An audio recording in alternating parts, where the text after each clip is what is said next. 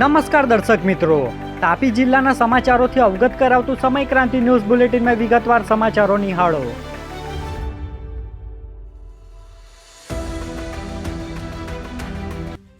તાપી પોલીસની મોટી કાર્યવાહી. 67 લાખથી વધુનો વિદેશી દારૂ બુલડોઝરથી નષ્ટ કરવામાં આવ્યો. તાપી જિલ્લામાં વાલોડના બાજીપુરા નજીક વ્યારા, ડોલવણ, સોંગઢ, વાલોડ, કાકરાપાર અને ઉકાઈ પોલીસ મથકે વિવિધ ગુનાઓમાં જપ્ત કરાયેલો ₹67,49,000થી વધુનો વિદેશી દારૂ ડીવાયએસપી અને પ્રાંત અધિકારીની હાજરીમાં બુલડોઝર ચલાવી નાશ કરવામાં આવ્યો. કાર્યવાહી દરમિયાન કાયદાકીય પ્રક્રિયા મુજબ દારૂનો નિકાલ કરવામાં આવ્યો હતો, જેમાં પોલીસ, પીઆઈ સહિતના અધિકારીઓ હાજર રહ્યા હતા. તાપી જિલ્લામાંથી પસાર થતી નદીઓનું જળસ્તર ઘટ્યું. નીચાણવાળા ગામોએ લીધો રાહતનો શ્વાસ. તાપી જિલ્લામાં વરસાદે વિરામ લેતા નદીઓમાં પાણીની આવક ઘટી છે, જેના કારણે નીચાણવાળા વિસ્તારોમાં રાહતની સ્થિતિ સર્જાઈ છે. ભારે વરસાદ દરમિયાન સ્થળાંતર કરાયેલા આશરે 200 પરિવારો હવે સ્થિતિ સામાન્ય બનતા રાહત અનુભવી રહ્યા છે.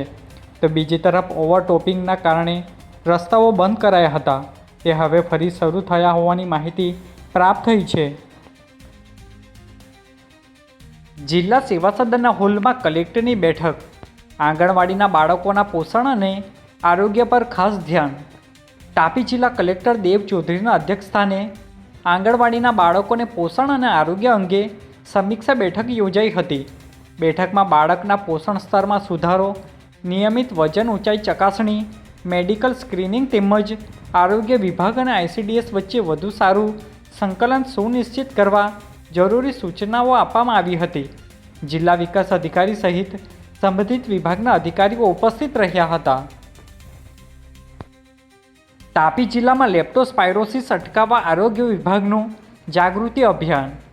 તાપી જિલ્લામાં ચોમાસાને પગલે લેપ્ટોસ્પાયરોસિસના જોખમને ધ્યાનમાં રાખી આરોગ્ય વિભાગ એલર્ટ બન્યું છે. ગામે ગામ જાગૃતિ અભિયાન શરૂ કરવામાં આવ્યું છે. રોગના લક્ષણો જણાય તો વિલંબ કર્યા વગર નજીકના આરોગ્ય કેન્દ્રનો સંપર્ક કરવા અપીલ કરવામાં આવી છે. મુખ્યત્વે જે છે સાઉથ ઝોનના જે ડિસ્ટ્રિક્ટ છે, તાપી, સુરત, નવસારી, ખાસ કરીને જોવા મળતો હોય છે.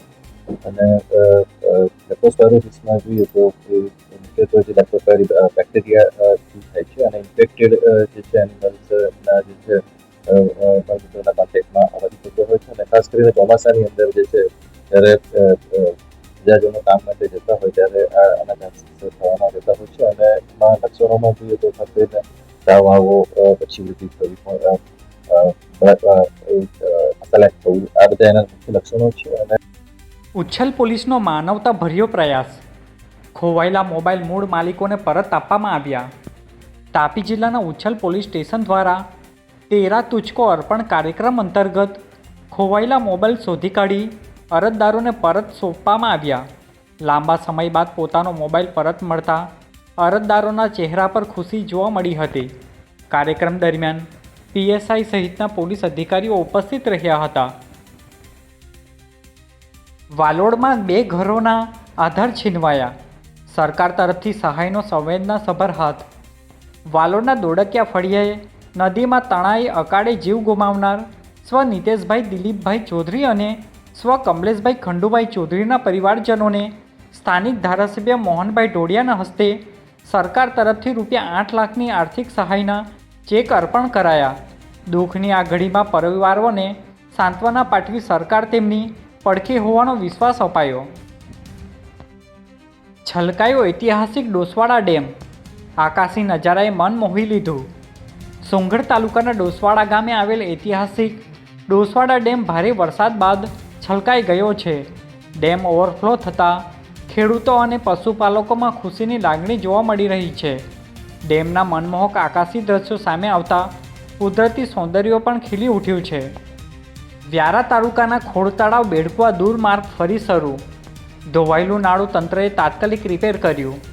તાપી જિલ્લામાં ગત દિવસો દરમિયાન ભારે વરસાદથી વ્યારાના ખોડતળાવ બેડકુવા દૂર રોડ પર નાળું ધોવાઈ જતાં વાહન વ્યવહાર બંધ થયો હતો, જેની જાણ માર્ગ અને મકાન વિભાગ પંચાયતને થતાં યુદ્ધના ધોરણે રિપેરિંગ કામગીરી હાથ ધરી પથ્થર અને GSB મટીરિયલથી રસ્તો સમતળ કરી રસ્તો ફરી શરૂ કરવામાં આવ્યો હતો.